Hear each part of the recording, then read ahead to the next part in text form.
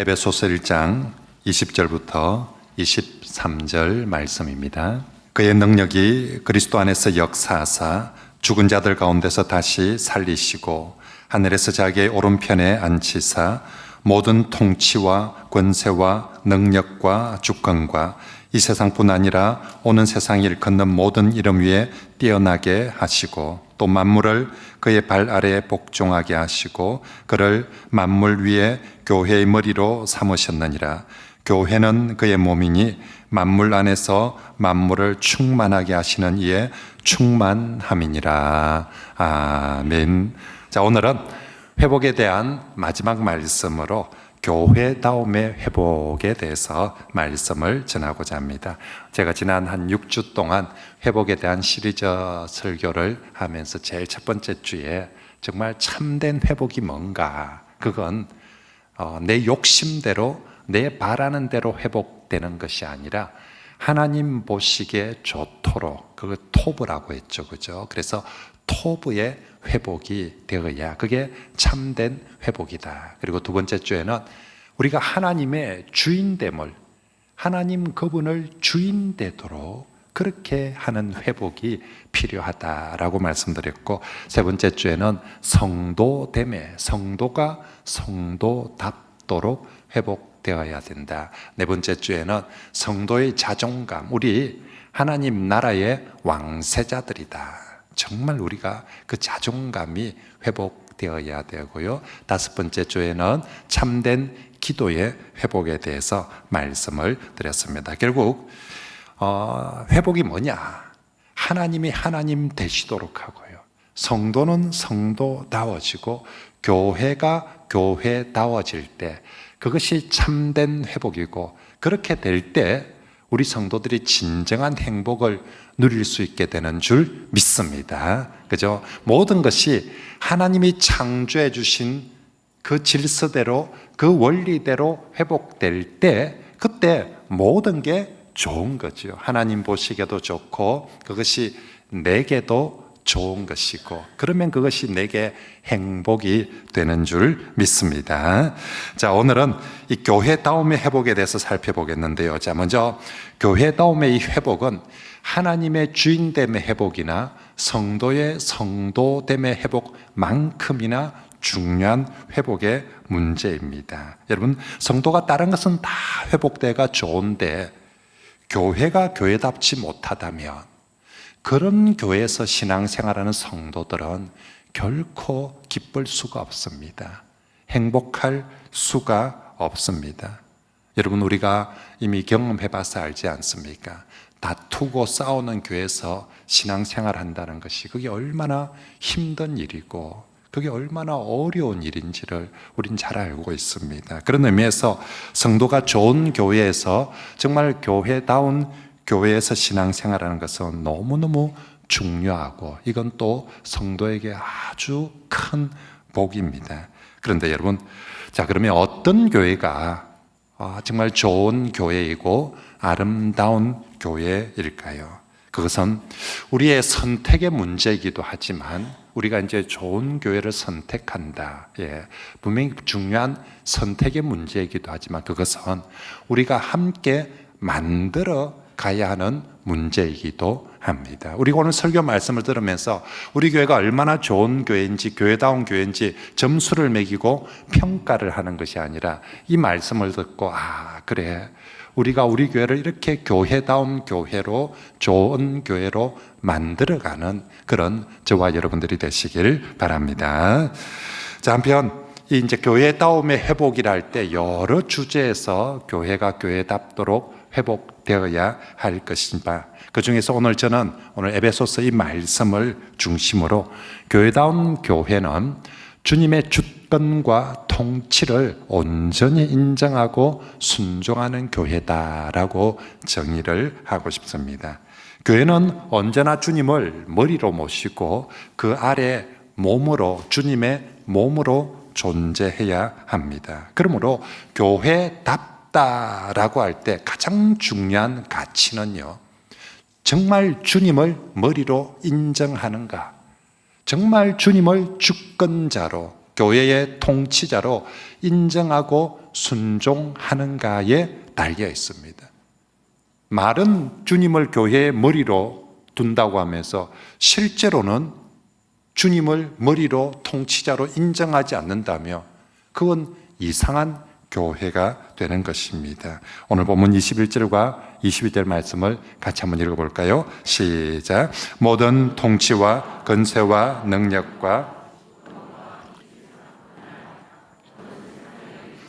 모든 이름 위에 뛰어나게 하시고 또 만물을 그의 발 아래 복종하게 하시고 그를 만물 위에 교회의 머리로 삼으셨느니라. 아멘. 오늘 본문에서 하나님께서 예수님을 모든 만물보다 더 뛰어나게 하시고 만물을 예수님의 발 아래에 통치하게 복종하게 하셨다라고 말씀합니다. 그런데 우리 성도들이 이 귀한 말씀 앞에 대부분 다 동의는 합니다. 이 말씀을 왜 뭐 그렇노? 라고 하면서 거부하지는 않습니다. 그런데 이 말씀을 동의는 하는데 이 말씀 앞에 감격해하거나 설레어 하지는 않는 것 같습니다. 사실 정말 우리가 믿는 예수님이 온 만물의 통치자다라고 하는 이 말씀은 정말 믿는 성도 입장에서는 내가 승리한 것보다 더 우리 주님이 승리하시고 우리 주님이 모든 것의 통치자이십니다 하며 내 입장에서는 진짜 우와 하고 감격이 되어야 되는데 우리 성도들이 잘 그러지를 못해요. 왜냐하면 현실적으로 보니까 주님이 만물을 통치하는 것이 아니라 다른 권력자들이, 그죠? 직장에서는 사장님이 통치하는 것 같고 나라는 권력 잡은 정치가들이 통치하는 것 같고 세상은 돈 많은 부자들이 그들의 입맛대로 통치하는 것처럼 그렇게 보이기 때문입니다. 그런데 여러분 21세기 우리 신앙의 자유가 있는 대한민국 교회, 그리고 뭐 대한민국 교회가 숫자가 적지도 않습니다. 한 1,000만 명이나 되는 이런 대한민국 교회가 이렇게 느끼는데 2000년 전에 지금 이 에베소서라는 성경을 처음으로 대한 에베소 교회의 성도들은 어떻겠습니까? 당시 로마의 권력 앞에 이 에베소 교회라는 것은 정말 예배당 건물도 하나 없고 숫자도 너무너무 작고 온갖 핍박을 받고 있는 상황입니다. 게다가 자신들의 교회의 지도자인 사도 바울은 감옥에까지 가서 잡혀 있습니다. 이 성경은 감옥에서 보낸 성경입니다. 이런 상황에 이 말씀, 예수께서 만물의 통치자다, 이 말씀이 2000년 전에 에베소 교회 성도들에게 이게 받아들여질까? 정말 이 말씀은 어쩌면 꿈 같은 그런 말씀이었을 수도 있습니다. 분명히 사도를 통해서 하나님 주신 말씀이기에 거부할 수는 없는데, 야, 진짜 그게 될까? 그래서 어쩌면 그 시대 사람들은 지금은 아니고 나중에 주님 재림하시면 그렇게 되겠지라고 생각했을 것입니다. 그래서 그들에게 지금의 교회는 주님이 재림하시는 그날까지 우리가 숨고 피해 있는 은신처 같은 그런 곳이었을지도 모릅니다. 하지만 여러분, 만물에 대한 주님의 통치는 분명히 마지막 재림의 그날에 반드시 이루어질 것입니다. 그런데 오늘은 그러면 만물에 대한 주님의 통치는 없는 것일까요? 오늘 우리 시대는 만물에 대한 주님의 통치는 아니고 다른 존재들이 정말로 모든 것들을 통치하고 다스리고 있을까요? 그렇지 않습니다. 오늘 우리가 읽은 성경 말씀은 전부 다 동사가 미래형이 아니라 완료형입니다. 미래에 예수님이 만물의 통치자가 될 것이다 라고 말하는 것이 아니라 이미 예수님의 부활과 성천을 통하여서 하나님께서 예수님을 만물의 통치자로 세웠다라고 모두 다 완료형으로 기록하고 있습니다. 그렇습니다. 여러분, 정말로 우리 주님은 미래의 통치자이실 뿐만 아니라 지금도 만물의 통치자이심을 꼭 믿으시길 바랍니다. 믿습니까? 그죠? 그런데 문제는 아직 이 만물에 대한 통치가 완전히 완성되지는 않았다는 것입니다. 그래서 이걸 신학적으로는 이미 그러나 아직이라는 표현을 씁니다. 영어로 already but not yet이라는 표현을 씁니다. 이미 예수님에 의한 통치는, 만물의 통치는 시작되었지만 아직 완성되지는 않았다라고 그렇게 말하는 것입니다. 그런데 이제부터 정말 중요한 것은요, 지금도 이미 예수님의 통치가 완전히 이루어지는 곳이 이 땅에 있습니다. 이 세상에서 지금도 예수님의 통치가 완전히 이루어지는 유일한 곳은 바로 교회입니다. 여러분, 정말로 오늘 본문은 주님의 통치가 언제 이루어질 것인가? 그건 재림의 때에 완전히 다 이루어질 것이다. 그건 데살로니가 전서나 데살로니가 후서에서 많이 다루고 있습니다. 언제 그 통치가 완성될 것인가는 데살로니가 전서에서 많이 다루고 있고요. 오늘 이 에베소서에서는 언제 주님의 통치가 완성되는가 보다 어디에서 주님의 통치가 오늘도 나타나는가를 더 강조하고 있는 것이고요. 그것이 바로 오늘 어디에서? 교회에서 주님의 통치가 온전히 이루어지도록 하라는 것이 오늘 주신 말씀입니다. 그래서 교회를 정의하기를 만물을 충만케 하시는 이의 충만이다라고 우리 23절 말씀, 이번 주 요절입니다. 같이 한번 읽어볼까요? 시작. 교회는 그의 몸이니 만물 안에서 충만함이니라. 아멘. 자, 이 말씀에서 방송실 그대로 한번 띄어나 보세요. 예수님을 표현하기를 만물 안에서 만물을 충만케 하시는 분이라고 표현합니다. 말이 좀 어려운데 쉽게 표현하면요, 우리 주 예수님께서 온 우주 만물을 마음대로 통치하시는 주인이다, 그런 뜻입니다. 그러면 교회는 뭐냐? 그런 주님의 통치를 가장 충만하게 드러내는 곳. 교회는 주님의 뭔가를 드러내는 곳이어야 되는데 주님의 무엇을 가장 충만하게 드러내는 곳이냐며 주님의 통치를, 주님이 만물을 통치하신다는 것을 이 세상 어떤 것보다 가장 충만하게 드러내는 곳, 그곳이 바로 교회라는 것입니다. 여러분, 지금도 우리 주 예수님께서 만물이 나의 것이다, 내가 만물을 통치한다 라고 할 때 이 세상에서 아멘 그렇습니다 할 수 있는 곳은 교회밖에 없다는 것입니다. 유엔이 이 말씀 앞에 아멘 하겠습니까? 한국 정부가 이 말씀 앞에 아멘 하겠습니까? 미국 정부가, 삼성이, 현대가, LG가 이 말씀 앞에 아멘 하겠습니까? 아무도 이 말씀 앞에 아멘 하지 않지만 오직 이 세상에서 교회만큼은 주 예수님께서 만물을 통치하십니다 할 때 아멘 믿습니다, 우리를 다스려 주시옵소서 라고 대답할 수 있는 곳, 그곳은 이 세상에 오직 교회밖에 없는 것입니다. 그러므로 우리 주 예수님께서 이 세상의 그 어떤 것보다 교회를 사랑하시고 교회를 아끼시고 교회를 존귀하게 여기시는 이유는 딱 하나입니다. 교회가 건물이 멋지기 때문에, 숫자가 많기 때문에 그런 것이 아니라 교회가 정말 존귀한 이유는요, 교회의 건물이나 그 웅장함이나 숫자의 많음에 있는 것이 아니라 주님의 통치를 인정하고 순종하는 성도들이 그곳에 있기 때문에 교회는 주님 보시기에 가장 존귀하고 가장 소중하고 가장 귀한 곳인 줄 믿습니다. 여러분, 어느 교회가 숫자가 아무리 두세 사람이 모인 곳이라 할지라도, 아무리 개척교회 적은 교회라 할지라도 그 교회가 정말로 주님의 주권과 통치를 인정하고 순종한다면 그 교회는 숫자와 상관없이 주님 보시기에는 존귀한 교회입니다. 그리고 그런 성도들이, 주님의 주권과 통치를 인정하는 성도들이 많아질수록 그 교회는 위대한 교회입니다.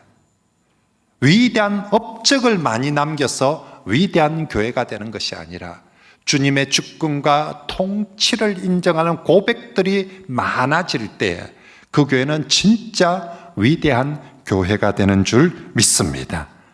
교회의 존귀함이 그런 것이라면 반대로 교회의 타락은 무엇일까요? 그죠? 교회의 존귀함이 건물이나 숫자가 아니라 예수님에 대한 주권과 통치를 인정하는 것이라며 교회의 타락은 주님의 주권과 통치를 인정하지 않고 다른 것으로 대체되어질 때 그 교회는 타락하였다라고 말하는 것입니다. 교회의 타락이 윤리적으로 우리가 뭘 좀 잘못하고 잘하고 이런 걸로 구분되는 것이 아닙니다. 윤리적으로 따지면 이미 다 우리 죄인들입니다. 목사인 저 자신부터 윤리적으로 여기 완전하고 거룩한, 그래서 교회가 거룩한 게 아니에요. 교회가 타락한 것은 윤리적인 타락보다 주님의 주권과 통치의 자리에 대신 다른 인간의 권력이, 인간의 돈이나 인간의 어떤 영향력이 주님의 주권보다 더 강하게 영향을 미칠 때, 그죠? 그래서 교회에서 사람들이 절대 주님의 주권에 순종해야 되는데, 말씀에 순종해야 되는데, 돈의 위력 앞에, 세상의 권세의 위력 앞에 따라가고 할 때, 풍조를 따라갈 때 그 교회는 타락한 교회가 되는 것입니다. 왜 로마 가톨릭 교회를 타락한 교회라고 합니까? 주님이 있어야 될 자리에 로마 교황이 다스리고 사제들이 정말로 교회의 주인 노릇을 하며 그렇게 영향을 끼치고 다스리며, 그러면 그게 타락한 교회입니다. 교회는 오직 주 예수 그리스도만이 머리이시며 교회는 오직 주 예수님만이 다스리고 주권자인 줄 믿습니다. 그 앞에 어떤 정치 권력자가, 대통령이 이 자리에 와서 예배를 드린다 할지라도, 어떤 부자가 삼성가의 재벌들이 와서 이 자리에 와서 예배를 드린다 할지라도 예수 그리스도의 주권 앞에 그들은 모두 다 한같이 똑같이 낮고 연약한 한 성도에 불과한 줄 믿습니다.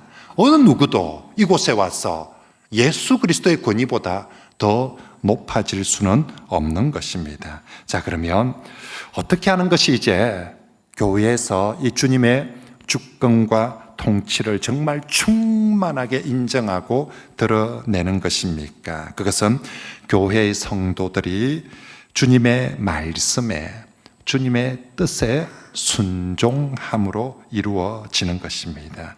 주님은 당신의 주권과 통치를 언제나 당신의 말씀을 통해서 이루어 가십니다. 대한민국은 헌법을 통해서, 법을 통해서 주권과 통치를 이루어 가거든요. 법치 국가라고 표현하지 않습니까?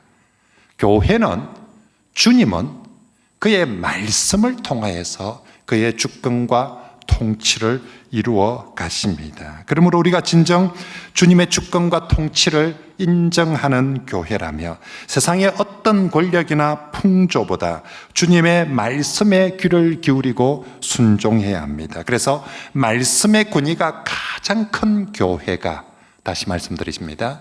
말씀의 권위가 가장 큰 교회가 주님의 주권을 가장 잘 인정하는 교회인 줄 믿습니다. 그래서 그 교회가 존귀한 교회입니다. 숫자에 상관없이 말씀의 권위를 가장 잘 인정하고 순종하는 교회, 그게 주님 보시기에는 바로 이 교회다라고 말씀합니다. 그러므로 성도 여러분, 우리가 정말로 우리 주님이 주인 되시고 통치하시는 그런 교회가 되로 서로가 노력하시길 바랍니다. 세상의 어떤, 우리 교회에서 세상의 어떤 가치관이나 세상의 어떤 권력이나 풍조가 주님의 말씀보다 더 영향을 미치지 않도록 우리는 그 어떤 것보다 주님의 말씀을 존중하고 주님의 말씀대로 순종하는 그런 교회가 되도록 합시다. 그것이 때로는 우리가 주님의 말씀대로 믿고 말씀대로 순종한다는 것이 시대에 뒤떨어질 수도 있습니다.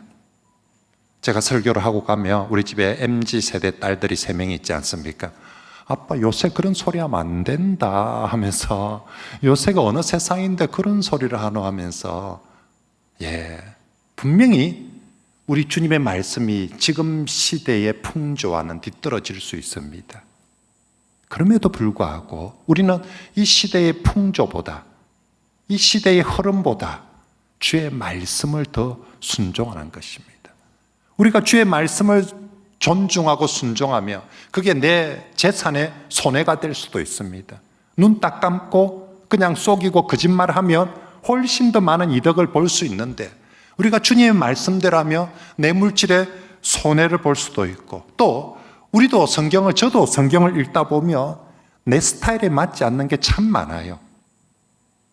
정말 내 같았으면 이거 성경을 이래 안 쓰고 딱 진짜 이랬으면 좋겠는데, 내 스타일에 맞지 않더라도 그것이 주님의 말씀이라며 거기에 아멘하고 순종하는 것이 주님의 주권과 통치를 가장 잘 드러내는 교회인 줄 믿습니다. 여러분, 초대교회는 정말로 이 주님의 주권과 통치를 믿었기 때문에 로마의 황제의 명령보다 적어도 교회에서 주님의 말씀을 더 순종해서 그들은 황제의 명령을 어겼다는 죄목으로 목숨을 잃기도 했습니다. 직장에서 쫓겨나는 것은 다반사고요. 그들의 모든 재산을 몰수당하고 압수당하기도 했습니다. 그래도 우린 교회로서 황제의 명령보다 주님의 명령을, 주님의 말씀을 지키겠습니다 라고, 그래서 초대교회는 건물도 없고 숫자도 적고 그리고 많은 고난을 당하였지만 주님께서는 저런 교회가 가장 존귀한 교회다 하고, 바로 그 초대교회에 하나님의 수없이 많은 은혜와 영광을 베풀어 주신 줄 믿습니다. 그래서 초대교회는 영광스러운 교회예요. 하나님의 영광이 나타나는 교회였기 때문에 저는 우리 교회가 그렇게 주님의 주권과 통치를 인정하고 순종함으로, 여러분, 우리 성도들이 입에 많이 하는 말이 우리 교회가 참 좋은 교회다라고 하지 않습니까? 저는 우리 교회가 좋은 교회를 넘어서서 정말 주님이 인정하시는 그런 존귀한 교회, 위대한 교회, 영광스러운 교회가 되길 진심으로 축복합니다. 한편 여러분, 교회가 주님의 주권과 통치를 가장 잘 충만하게 드러내는 또 하나의 아주 중요한 방법이 어떤 차별도 없이 그리스도 안에서 하나가 되는 것입니다. 세상의 모든 사람들의 모임에는 각종 차별이 있습니다. 인종의 차별이 있고, 신분의 차별이 있고, 빈부의 차별이 있고, 요즘은 남녀노소, 그죠? 정말 나이 든 사람, 또 젊은 세대, 각종 차별들이 있습니다. 하지만 우리 주 예수님은 인간의 모든 차별의 담들을 다 허물어 주셨습니다. 주님의 십자가를 통하여서 인종적으로 절대 하나가 될 수 없는 유대인과 이방인의 그 담을 허시고 하나 되도록 해 주셨습니다. 신분적으로 절대로 하나가 될 수 없는 상전과 종의 담을 허물어 주시고 하나가 되도록 해 주셨습니다. 그래서 초대교회는 있지요. 종이, 노예가 먼저 집사가 되고 장로가 되고요, 그 집 주인이 늦게 집사가 되고 성도가 되는 일이, 세상에 나가서는 노예와 상전의 관계이지만 적어도 교회 안에서는 그리스도 안에서 한 형제 자매로 모두가 만나게 되었습니다. 그 시절에 여인들은 정말 사람 취급을 받지 못하였지만 적어도 교회 안에 들어오며 교회에서만큼은 남자와 똑같이 평등하게 그렇게 성도로서 불림을 받았습니다. 우리 주 예수님께서 모든 성도가 주 안에서 평등하고 하나가 되도록 해 주셨습니다. 그래서 에베소서 2장에서는 그리스도를 통해서 우리가 얻게 된 성도의 새로운 신분을 3가지로 표현하는데, 하나는 하나님 나라의 시민권자요, 두 번째는 하나님의 권속이요, 셋째는 하나님의 성전이다 라고 그렇게 표현합니다. 에베소서 2장 19절 말씀에, 그러므로 이제부터 너희는 외인도 아니요 나그네도 아니요 오직 성도들과 동일한 시민이요 하나님의 권속이라. 21절 끝에 주 안에서 여러분들 모두가 함께 성전이 되어가고 라고 말합니다. 당시 가장 큰 신분의 특권은 로마 시민권을 가졌느냐 가지지 못했느냐. 사도 바울이 로마 시민권을 가지고 있었기 때문에 로마 제국 어딜 가도 다 대우를 받으며 살았습니다. 지금 미국 시민권 하나 따려고 그렇게 애쓰는데 지금의 미국 시민권하고 비교할 수 없는 게 당시 로마의 시민권이었습니다. 그래서 교회 안에 모여도 니는 로마 시민권 있나? 니는 없나? 로마 시민권 있는 사람은 이렇게 있고 로마 시민권 없는 사람은 교회 와도 이렇게 있고 그러지 않았습니다. 교회 오면 로마 시민권보다 훨씬 더 좋은 천국 시민권, 하나님 나라의 시민권자가 다 되는 줄 믿습니다. 실제로 초대교회는 그걸 고백하고 그렇게 했습니다. 우리 모두 하나님 나라의 시민권자입니다 라고 고백했습니다. 그리고 유대인들은 자신들만 하나님의 권속이다라고 얼마나 자부심이 강했습니까? 그런데 교회 오면 하나님께서 이방인들도 너 어디 정말로 저 영도 다리 밑에서 쭈온 자식이 아니고 끄다온 자식이 아니라 너도 똑같이 하나님의 가족이다. 하나님의 권속이다 라고. 그래서 유대인은 1등 가족이고 이방인은 2등 가족이고 그런 거 없었습니다. 모두가 하나님의 가족이에요. 모두가 하나님의 성전으로 예수 그리스도를 모퉁이돌로 머릿돌로 하고 하나하나가 연결되어져서 야 니는 흑인이니까 빠지라, 니는 노예니까 빠지라, 우리 교회 지어지는데 성전 지어지는데 니 같은 흑인이 있으면, 니 같이 가난한 사람이 있으면, 니 같이 정말 돈 없는 사람이 있으면 그러면 이게 교회가 모양새가 빠지니까 니는 빠지라 하지 않았습니다. 모두가 그리스도를 머릿돌로 해서 하나하나 각각의 돌들이 연결되어져서 그래서 똑같은 주님의 성전이 되도록 하셨습니다. 그렇습니다. 사랑하는 여러분, 이것이 정말로 교회에서는 어느 누구도 어떤 이유에 의해서도 차별받지 않고 다 평등하고 하나가 되어야 합니다. 이것이 주님을 왕으로 모시는 하나님 나라의 진정한 모습인 줄 믿습니다. 그러므로 성도 여러분, 우리 교회 안에서 국적이 달라도요, 그죠? 이제 우리가 다문화 사회가 되었습니다. 김에 많은 이주 외국인들이 있습니다. 국적이 달라도 우리 교회 오면 똑같이 우리와 함께 나는 한국 사람, 니는 외국인 아니라 다 똑같이 하나님 나라의 시민권자입니다. 어느 순간 대한민국 사람들이 좀 못되져 가지고 우리도 정말 가난하고 서럽고 너무나라 돈 벌러 다니던 어려운 시절이 있었는데 그거 다 까먹고 어느 순간 외국에서 우리나라에 돈 벌러 온 사람들 무시하고 깔보고 또 착취하고 못된 짓을 많이 합니다. 그 하나님 앞에 벌 받을 짓입니다. 절대로 그렇게 하면 교회는 어떤 외국인이 와도 우리와 똑같이 하나님 나라의 시민이고 권속입니다. 그래서 우리 교회도 내년에 베트남인 집사로 세워집니다. 베트남의 상국에서 결혼해서 온 분들 중에서 신앙이 좋은 분들, 우리 교회 신앙생활 잘하고 있는 분들을 우리 교회 똑같이 집사로 세울 것입니다. 정말로 여러분, 신분이 다르다고 해서, 성별이 다르다고 해서, 또 정말 돈이 없다고, 나이가 많다고 어느 누구도 차별받지 말아야 합니다. 그것이 그 성도 안에 왜 우리가 차별하지만 그가 피부가 검은색이라더라도 그 성도 안에 예수 그리스도가 계시기 때문에, 그가 외국인이라 할지라도 그 성도 안에 예수 그리스도가 계시기 때문에, 그가 가난한 사람이라 할지라도 그 성도 안에 예수 그리스도가 계시기 때문에 우리 모두 똑같이 하나님의 가족이고 하나님의 권속인 줄 믿습니다. 그리고 그렇게 하는 것이 주님의 뜻이고 명령이기에 교회는 반드시 그렇게 해야 하고, 그것이 세상과 교회를 구별짓는 참된 교회의 모습인 줄 믿습니다.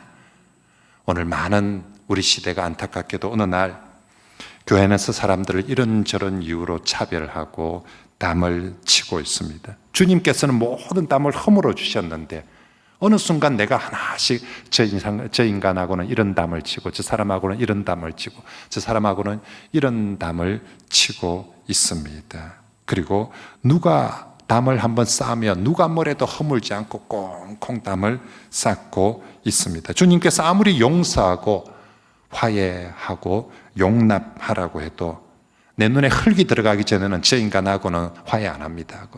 내가 저 인간하고는 손 안 잡습니다라고 그렇게 뻗대고 있습니다. 그러면 그것은요, 교회 안에서조차도 주님의 주권과 통치하심을 거부해버리는 것입니다.